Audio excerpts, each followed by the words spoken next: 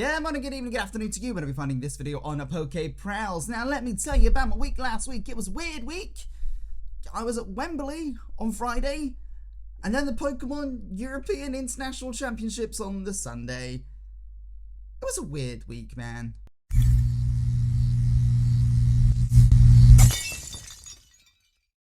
Whilst I was in Tenerife on holiday, I bought Lionesses tickets to watch the Lionesses versus Sweden at Wembley Stadium. Only 50 quid, an absolute steal if you ask me. And then the Wednesday before the match, a friend of the channel, Trainer Callum, put in our gaming group chat going, hey, I've got 4 tickets to go to the Pokemon Center pop up in the XL.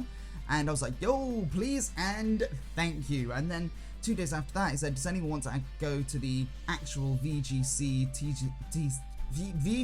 TCG finale matches? And I was like, absolutely yes. And I turned to my fiance and I said, oh, I'm going to the actual finals on Sunday, that's sick. And she looked at me with a blank stare, and I looked at her with a blank stare. Oh shit, your dad's coming up this Sunday, isn't he? And she said, well done, you remembered by yourself.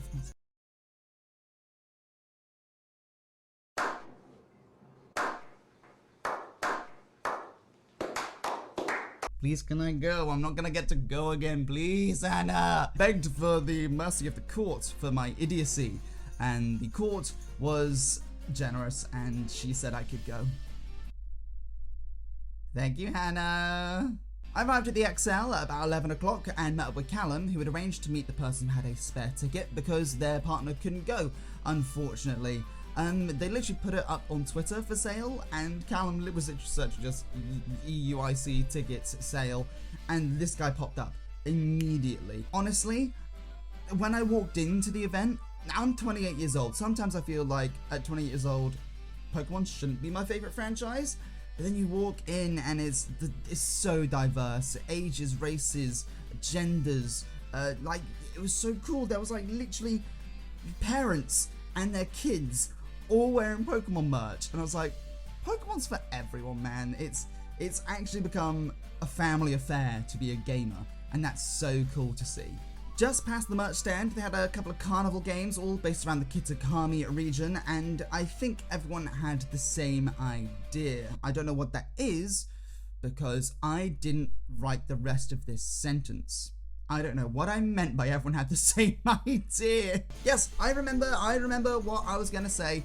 To get this footage of the carnival games, I had to like wade through people at the merch stands because it was the final day. Everyone had the same idea that they had to buy their merch there. Now, this wasn't the Pokemon Center itself. This was just companies doing merch sales at the back of the room. And I'll fill you in later on why the people were eager to get their merch at the stands. You'll understand why, trust me. It's about midday now, so we strolled down the middle of the event, and on the big screens up above, the TCG finals, the championship was going on. And honestly, I have absolutely no idea how to play the TCG. I remember playing it when I was little with my cousin, but honestly, it's like Yu-Gi-Oh! And if you were to give me a Yu-Gi-Oh! Deck now, I slapped at Yu-Gi-Oh! Genuinely, I won my primary school's Yu-Gi-Oh! Tournament. I won a very special limited edition Dark Magician Girl from my teacher. That was the prize. That was genuinely the prize. In fact, I don't really ever actually remember playing it with my cousin. I just remember that we used to like shuffle the deck, draw 2 cards, and then fuse the Pokemon together. And I vividly remember my Geodude Rattata fusion, and I looked at it on Infinite Fusion Calculator and swear down, that is exactly what I drew. Like, I could definitely draw some infinite fusions. I couldn't. I really couldn't. I'm not an artiste, and I'm not good with technology. Just outside the seating to the championship match stages, they had this awesome display of every Nintendo console with the generation of Pokemon that came with it. So it started with the Game Boy with Red and Blue, and it ended with the Switch Lite with Scarlet. My memories kind of like flooded back to me then. And one of the older boys had Pokemon Red, and a Game Shark. If you had a Game Shark, you were the most popular person in school, straight up. I remember using it when I got Pokemon Silver, which I'll get onto in a second, and getting a Zapdos was my favorite Pokemon at that time. So I remember hacking a Zapdos onto my Pokemon Silver. For Generation 2, to get that Pokemon Silver, I remember my mum got it for me because I was big and brave at the dentist.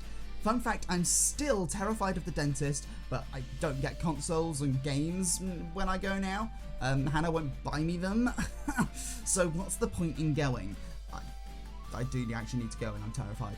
I don't like the dentist. But my first true Pokemon fan memory was that when Generation 3 came out, Ruby and Sapphire, my friend used to own a game shop, like literally 5 doors down from my house when I was, that would have been 2003, so I would have been 7 or 8 when it came out. I remember we finished at school and we went back to his because his mum and dad just got Ruby and Sapphire in 3 days early before it was going to go on the shelves. I remember like we were sat at dinner playing our Game Boys, playing Ruby and Sapphire, and that is my favourite memory of Pokemon. That is my favourite memory of Pokemon because the next generation that came out was Generation 4, and that was the last gen I played because at that stage now, I was coming into secondary school and playing Pokemon wasn't cool in secondary school. So I stopped playing and I regret it every day since jumping back into Pokemon when I got to uni, when I turned 19. I missed out on so much formative stuff for the Pokemon region, I feel. Why am I telling you this? It's like I said earlier, that room, the EUIC championship was so diverse. So if anyone ever tells you that your hobby isn't cool or you need to grow up, ignore them, do what you want. I fully stand by, I regret not playing Pokemon through secondary school. Because I would have started this channel a lot earlier if I wasn't afraid of not being cool. I still wasn't cool. But I also had the mentality of I don't want to be judged. You're not going to be judged. Gaming's for everyone. Play your games. Play your games. You do you, Chief. Saturday at the event, Trainer Callum went to the Pokemon Center pop-up. Just the Pokemon Center pop-up this time. Didn't actually go into the room for the matches. But he said that there was a Pokemon Unite and a Pokemon Go championship matches. And hear me out. I understand how Pokemon Unite would be a competitive game. There's a lot of strategic method in that and you need good communication to win the matches. How does Pokemon Go work as a competitive thing? I mean, I get it, you can battle each other, but for an audience to go and watch very quick tapping, just very quick tapping on a phone, and the only tactic being when do you tactically swap out and change Pokemon. I'm not gonna yuck anyone's yum, but I wouldn't have been in the audience for that. If someone has footage or a link they can send me, please do, because I'm intrigued. I'm very intrigued how if that would have got an audience. Let me know. But back to the Sunday, there were tons of tables lined up with Switch charging stations, and there were people playing Unite and Pokemon Go just off to the side, and it's obvious that I've stopped playing Pokemon Go because I don't go anywhere. Yeah, that's why. But seeing it seems to be flourishing again. It seems to be coming back around, and that's awesome to see how many people were there super excited for the exclusive Pokemon that we're dropping that weekend. It's very, very cool to see. There was also, up by the merch station, I didn't get any footage or picture of it, but there was also stands with different Pokemon games, like ranging from Scarlet and Legends Arceus on the Switch, all the way to Game Boy ports of Pokemon Red. If I wasn't there for a day, I would have sat and played, and I would love to have mingled with some other fans, but like I was there for like 5 hours, so I had to keep on going, keep on doing the things I want to do. But if I was there for an extra day, of course I would have loved to sit down and play some Switch games with the fans. It is now that we decided to head to the Pokemon Center, and good lord, the prices in this room. Like, as much as I say I love Pokemon, sadly I can't justify £400 for a triple deck set with damage counters. £400, and I can't justify £55 for a small coin purse that would probably only fit about £8 worth of change in it. No one carries cash in London anymore since the dark times. However, I did find a Master Ball plush. There was no price on it, weirdly. I think the prices were like just stuck on with sellotape on the crates. But I put it in the basket. A very large basket, by the way. Like, they must have expected fans to spend some money to fill this basket, where if you carried it in your hand, it would literally drag on the floor, so you have to put it over your shoulder. But $12.99. I only found that out when I got to the checkout, but I was happy to pay that for a lovely little Master Ball plush. What I was also happy to pay was £3.99 for a pack of cards, because in my local game shop, you're looking at $4.50. So me and Callan got 3 Palderia Evolved and 3 Astral Radiance. They were out of Temporal Forces, but more on that later. On the subject of the card game, I also picked up some Ball Guy card sleeves, because I'm going to anger a lot of card collectors here. This is how I keep my very nice Pokemon cards at the minute. They're just in a Tupperware box, so I'm going to sleeve these after the video. I'm so sorry. I think $6.99 for the card sleeves is justifiable to stop that madness. Oh god, it's atrocious. I'm looking at it now. That's atrocious. There were some stunning figurines I would have loved to have, but I can't justify £100. I think Hannah really would have had a go at me if I bought home. It was a stunning, like, luxury ball and Master Ball figurines. I wanted it so badly. Then there was this amazing Latios and Latias figurine as well, which is reminiscent of the movie in Venice. Oh, absolutely gorgeous it was. So gorgeous. They also had a big selection of clothing there. However, it wasn't a very diverse range. Yes, there were t-shirts and hoodies and Hawaiian shirts and joggers, but everything was plastered with the EUIC logo very loudly. I don't like loud patterns. I like either a small thing on my chest or monotone, but this was just a very loud, showy logo. So there was nothing there for me, which I'm sure again Hannah was very happy about, because at the minute we need to get rid of clothes. We're looking at moving out of London in a couple of months. We need to get rid of some clothes. Like, our drawers are overflowing. At the end of the Pokemon Center, that's where all the plushes were, and I'm talking big plushes. I'm talking heckin' chonky plushes. I'm talking £419 Wailord plushes, which, to be honest, got me feeling like this side up here. Wow. Wow.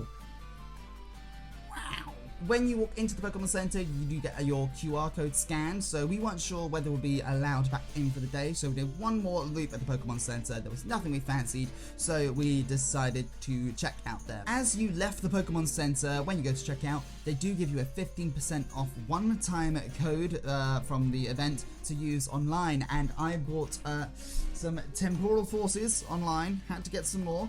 These are open, because me and Hannah opened them for a video. Check it out in a couple of days. But then I also bought myself a Pikachu Light, and I've not opened it yet. Could be complete tap, but I hope it's not, because it's £25.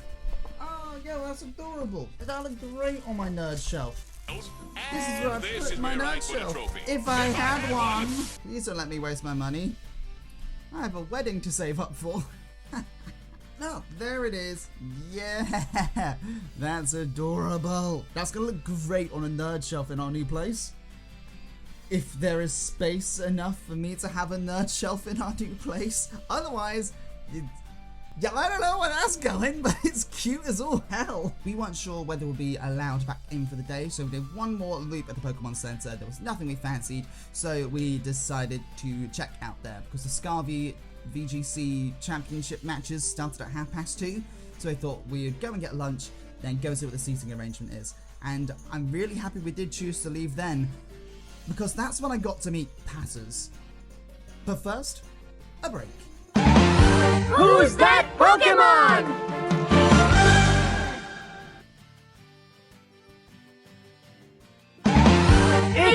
I'm an abomination! were sat eating our overly priced burgers, and I just kind of looked over to my left over this half wall in the food court seating area, and I just straight up stood up and told Callum to hang on, I would be back. Sorry, Callum, it was quite rude of me, but I know if I didn't take the chance, I would never get this chance to say it again. And you know what?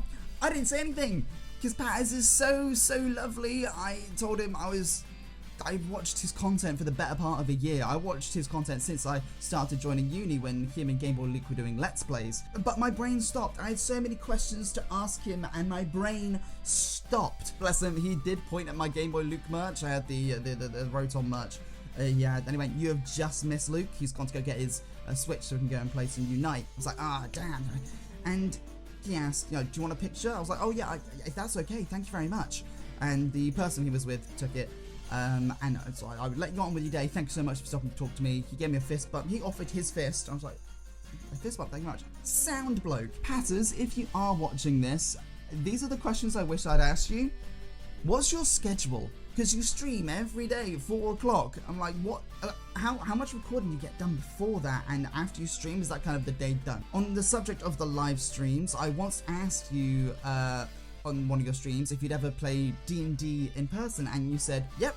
What are the chances of you and the boys playing at some point? Because that'll be a sick little one-shot 3-hour stream cut down. I would love to host it for you if the opportunity ever came up.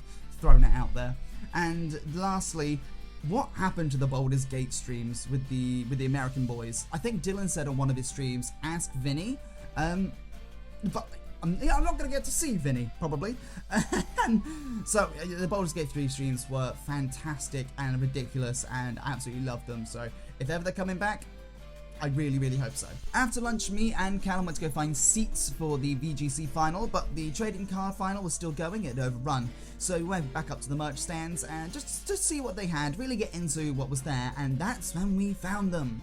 £3.50 temporal forces. Now, we could have been hoarders and went, yeah, just give me like 6 each, thanks, but the table was still very busy. So we took just a 2-3 each, and then we also found, for £7.50, Pokemon 151 booster packs.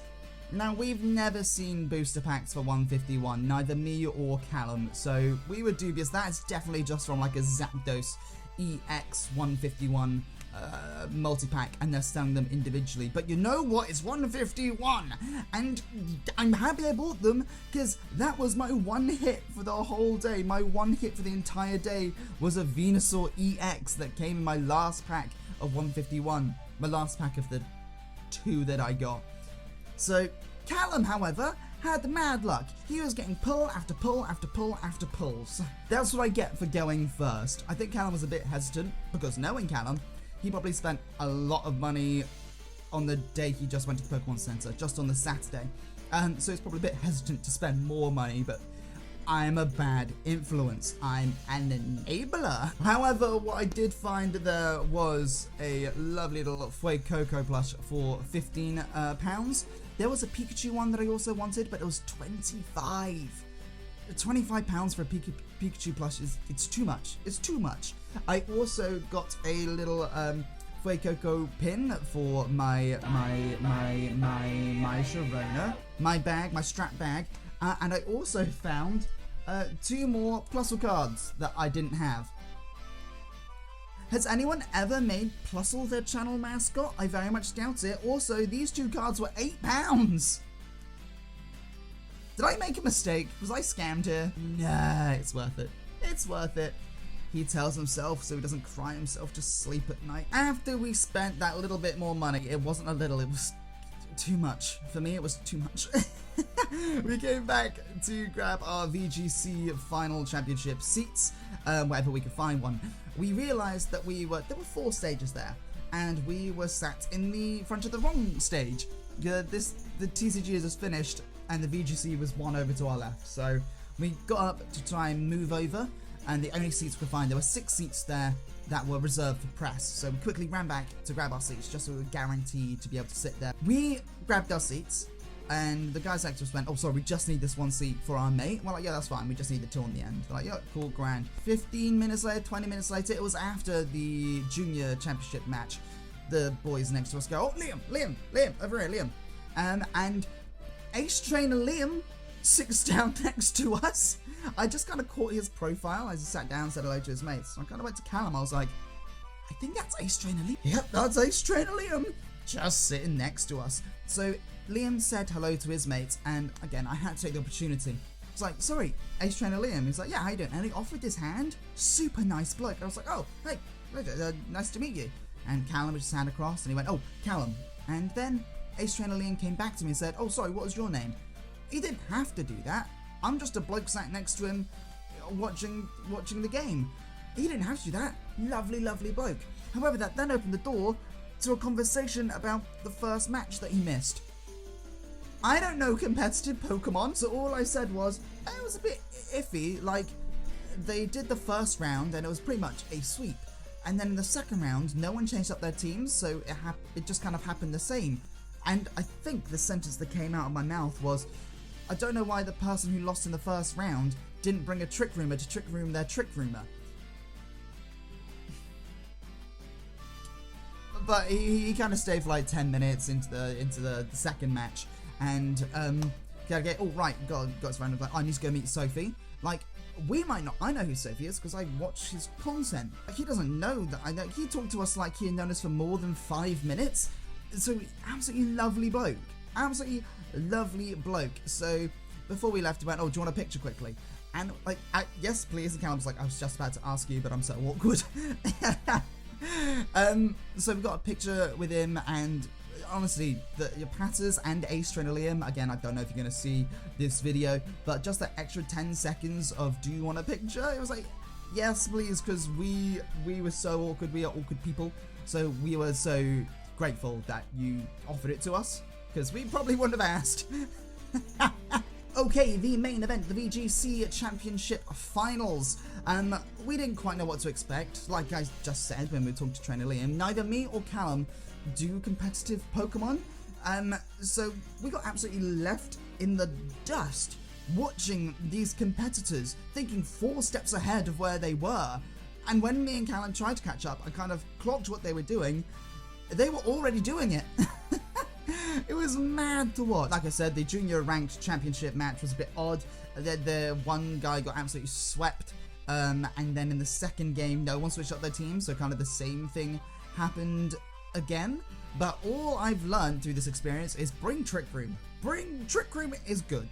Bring Trick Room if you're doing competitive, and that is further backed up by the Master Rank championship match. But first, the senior division finale. Me and Callum were very surprised when 2 teenagers came out. Like, I don't know what the age rank is or what the experience you have to have for each one is. So I was like, oh, these kids are like 16. But honestly, the way their brains were working, it was phenomenal. There was one competitor from the UK and one competitor from Northern America, and it was obvious that the UK guy, he was on home turf, so the cheers were bigger for him. But honestly, the North American lad, he was just happy to be playing in London. He just had a smile the whole time. He got really, really fortunate because he was running a Flare Blitz Incineroar, and he got 2 10% burns in both of the matches they played. Like, it was so lucky, and bless him, the lad from the UK couldn't hide his annoyance at the second one in the second match. He literally hit the table. I was like, that's so unlucky, my guy. Literally, with me and Callum, with almost 2 decades worth of Pokemon knowledge each, we couldn't have done this. We wouldn't have stood a chance. So props, absolute props to these 2 guys in the senior division. So impressive. Then the finale for the day, Nils Dunlop versus Tim Edwards, 2 finalists with very different stories. Nils has been in the competitive scene for years. Tim was in his first year of competitive Pokemon. Like, when they put up the accolades of each competitor, there's space for 4 accolades. Tim only had 3 to fill it up. And he's in the final of the Masters division.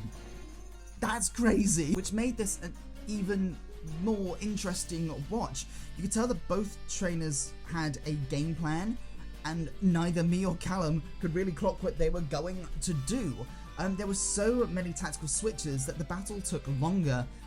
Like the first battle took longer than the entirety of the Junior Championship match. There was so many switches, it was so intricate, and as soon as we clocked the win cons for Nils, everything kind of clicked into place for me and Callum. Like, of course, he's doing tactical switch, he needs the one paralysis, he just needs one paralysis or whatever it was, to safely get in Porygon 2 to activate the Trick Room, and Porygon 2 was EV-lighted so it could take a hit whilst trying to set up. I'll admit, we were completely backseat gaming and going, oh, he should do this, and then he should do this, and we don't know what we're saying. We were making up as we go. We only clocked what he was trying to do after all these tactical switches. He was going to send in his Pokemon, he was protecting, he was speed boosting, then using Follow Me to get up a Trick Room, and honestly, I can't remember what happened, because our brains were frazzled by now trying to keep up with their minds. It was so impressive. Props to all of the competitors. It's not just Pokemon battling, it's mind games. I could probably build a half-decent competitive team, but knowing how to get from A to F, and every step that could happen in between, and then getting inside your opponent's mind and playing mind games with them, I couldn't do that. I couldn't do that at all. How awesome would it be to get to fly around the world and get paid for playing the game that you love, that you grew up with? I mean, they announced that the next championship is going to be in Honolulu, Hawaii, and I was so glad that I got to watch the one in London, because my job doesn't pay for me to fly around the world and watch my favourite franchise. I was so happy. Thank you again, Callum, for getting the tickets for me. Thank you to AceTrainerLiam and to Patterrz for stopping for those little conversations. It really made my day. But yeah, that was my day at the London European International Championships for the Pokemon TCG and VCG. Thank you again for checking out this video, whether it's for a minute or was for the whole thing. I appreciate you stopping by. Like, comment, subscribe, all that good stuff, and I'll see you in the next video. Thank you.